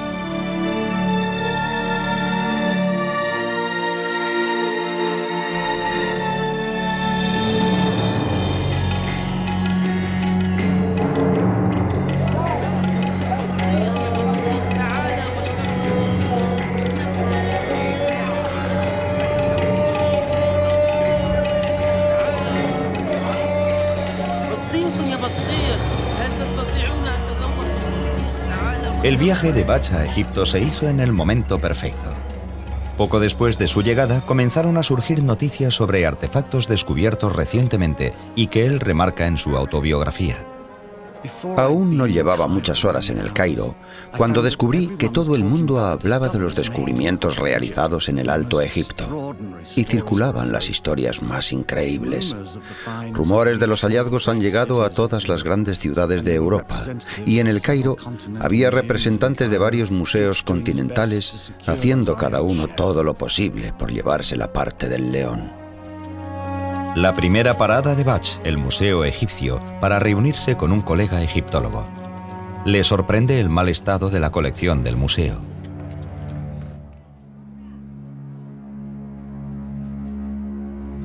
Este escarabajo le tenía que conceder la inmortalidad a su dueño. En este lugar sería una suerte que el escarabajo durase 6 meses. Egipto no tiene los recursos que tienen los grandes museos europeos, señor Budge. Pero al menos podrían limpiar el polvo. Al menos podrían evitar que el agua dañase los tesoros. Esperamos que el nuevo director ayude a que todo eso cambie. El famoso Monsieur Grevaux. Supervisando la recuperación y conservación de todos los artefactos egipcios, se encuentra con el nuevo director de antigüedades coloniales, un francés llamado Eugène Grevaux. Monsieur Grevaux arguiría que el Museo Británico no es más que otro ladrón que se lleva la herencia de Egipto clandestinamente. Típico, siendo francés.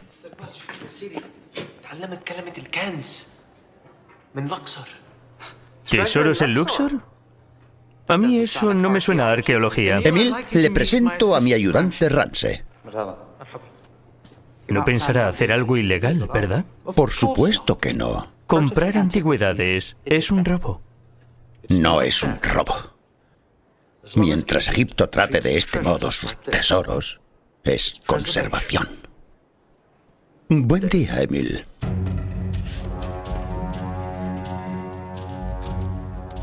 Hoy en día, Ernest Wallis Budge tiene mala reputación. Pero en 1887 le interesaba menos su reputación que llegar al presunto nuevo descubrimiento. Desde su base, en el Cairo, hay 720 kilómetros hasta Luxor siguiendo el Nilo. Budge está decidido a llegar hasta el tesoro antes que otros coleccionistas. Su instinto competitivo le es muy útil, ya que entre los artefactos hay una ventana a otro mundo, a uno que el hombre moderno no ha visto nunca.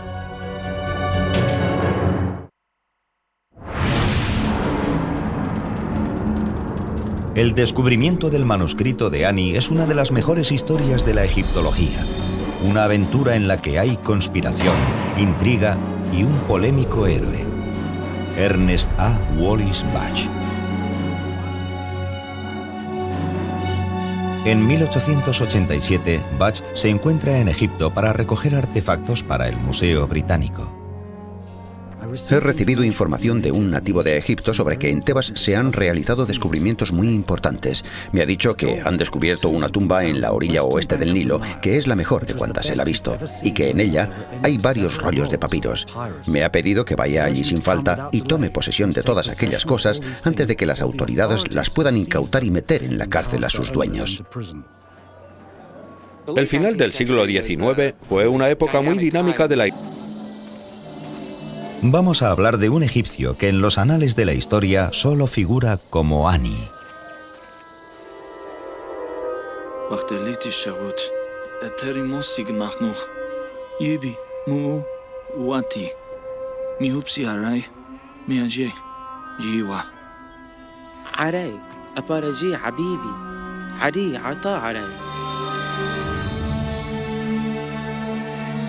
Ani vivió en un periodo álgido de la cultura egipcia conocido como el Reino Nuevo.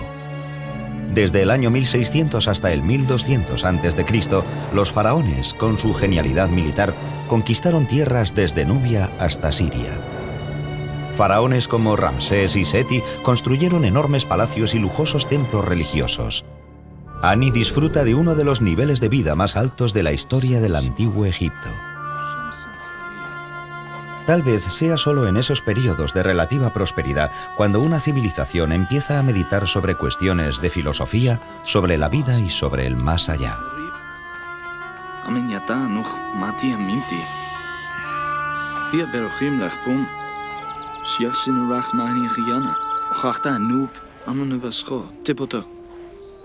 El registro histórico nos deja claro que la otra vida debió de haber tenido un gran peso en la mente de Ani. La idea de fallecer sin una preparación adecuada para la otra vida podía poner en peligro las posibilidades de ir al paraíso eterno.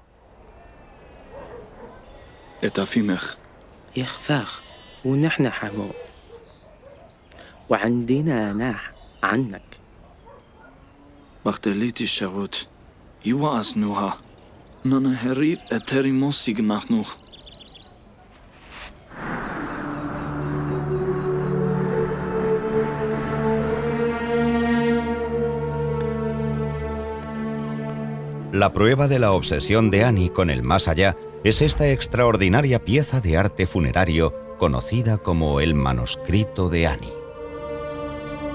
El manuscrito de Ani es por derecho una de las copias más famosas del Libro de los Muertos debido a la gran calidad del arte. La escritura y en particular las viñetas tan hermosamente pintadas se encuentran entre las más impresionantes.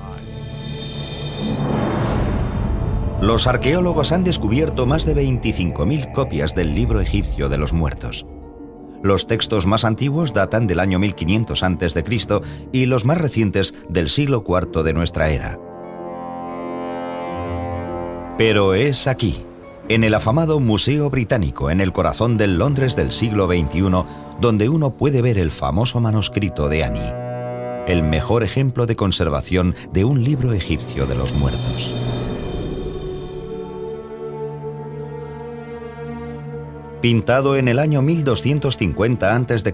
aproximadamente, contiene 65 conjuros mágicos y plegarias y más de 150 ilustraciones a color. Es una historia que abarca casi 4.000 años. Una historia sobre el documento más antiguo de la civilización occidental. Con un mensaje que es intemporal y misterioso. El libro egipcio de los muertos es la guía de los egipcios para la otra vida y puede ser el primer documento religioso del mundo. Desde el polémico arqueólogo que planea sacarlo de Egipto clandestinamente. No toleraré que nadie se aparte de la ley, ni usted ni sus amigos nativos. Hasta un aterrador viaje al más allá. El libro egipcio de los muertos es tan antiguo como la propia civilización. La primera visión del día del juicio final. Un libro que puede dar respuesta a las preguntas fundamentales que se hace la humanidad desde hace milenios.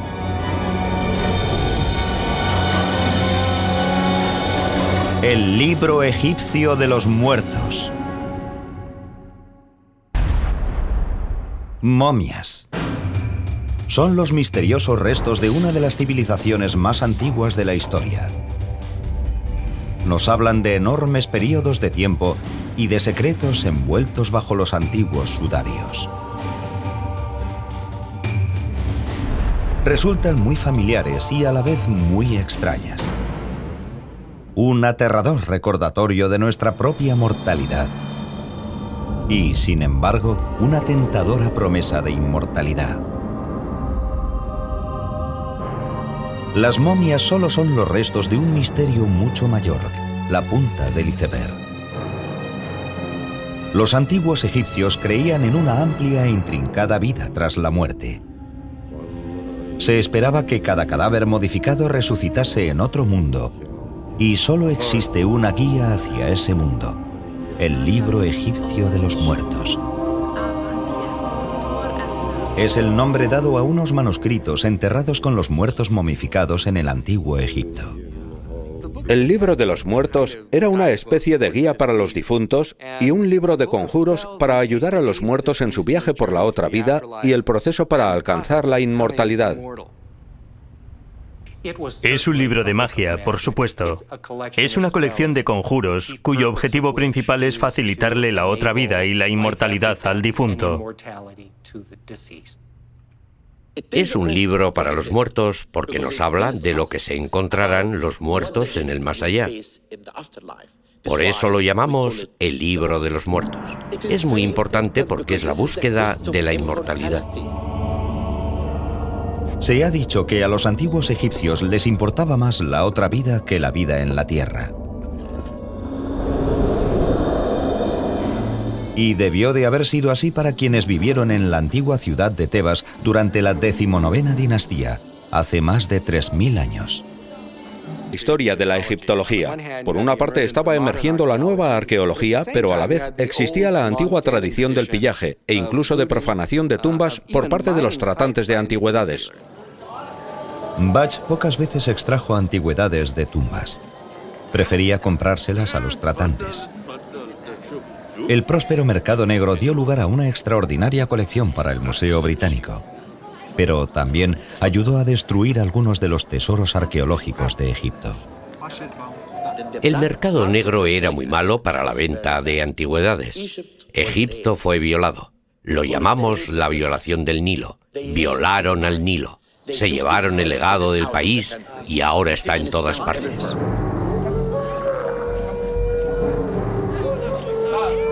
El ayudante de Bach lo llevó a un tratante de antigüedades del mercado negro, donde le dan un intrigante artefacto que había sido encontrado en Luxor. Protege a los débiles de los fuertes y oye el llanto del que está encadenado. En 1887, Bach es uno de los pocos occidentales que sabe leer jeroglíficos. Es auténtico, ¿sí? Sí, Yo diría que es muy auténtico. Es una descripción de Ra, el dios Sol. Es de la 18ª dinastía. Me atrevería a decir que es de una copia del libro de los muertos. Yo lo llamo la Biblia de los egipcios. Es el texto religioso más antiguo del mundo. No será más antiguo que la Biblia. Oh, sí que lo es. De hecho, esta parte parece ser lo que llaman confesiones negativas. Es una lista de pecados que uno no debería cometer. La verdadera fuente de los 10 mandamientos. Mahmoud. Sí. ¿Es esta la única pieza de papiro? Oh, no. El hombre que lo encontró, el que encontró el manuscrito, lo cortó en trozos pequeños como ese para vendérselos a los coleccionistas. No tengo más. ¿Pero es del nuevo descubrimiento? Sí, puedo pedir que traigan al hombre que lo encontró. Está en Luxor. El problema del mercado negro de antigüedades es que la gente acaba robando cosas y sacándolas de su contexto. Es igual de malo si se hizo en el siglo XIX como si se hace hoy. Al hacerlo, se destruye completamente la comprensión que uno pueda tener del objeto. Es un placer como siempre, Mahmoud. Supongo que sigues prefiriendo dinero europeo. Por supuesto, señor Bach. Mañana tendré a un guía esperándole. Es un viaje de 2 días. Estaremos preparados. Bach quiere llegar a los nuevos descubrimientos, pero sabe muy bien que el nuevo director de antigüedades, Eugène Grevaux, pretende llegar allí primero. En 1887, Bach sabe que el rumoreado hallazgo de papiros manuscritos es importante. Pero solo ahora se está empezando a comprender el verdadero valor histórico del libro de los muertos. Muchos creen que es el ejemplo más antiguo de escrituras religiosas del mundo.